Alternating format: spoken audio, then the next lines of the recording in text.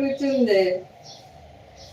తినను అమ్మా తీసుకుంటా అని పెట్టారు. తీసుకుంటానని తినరు కానీ తినచ్చంటమ్మా. ఏంటంటే ఇప్పుడు గుళ్ళో అయినా సరే మనం ఇప్పుడు శివాలయం గుళ్ళోకి వెళ్తామా, అంతా చక్కగా అభిషేకం ఏదైనా చేయించుకుంటాం, లాస్ట్ ని ప్రసాదం పెడతారు, తినచ్చంట. ఎందుకంటే మనం దేనికి కోసం వెళ్ళాం? శివుడు కోసం, భక్తి కోసం. అది ఆయన మనల్ని ఆశీర్వదించడానికి అయ్యి, ఇప్పుడు ఆయన పూజ చేసి ఆయన ఇచ్చిన ప్రసాదం తినకపోతే ఎలాగా అంటున్నారు తెలుసా?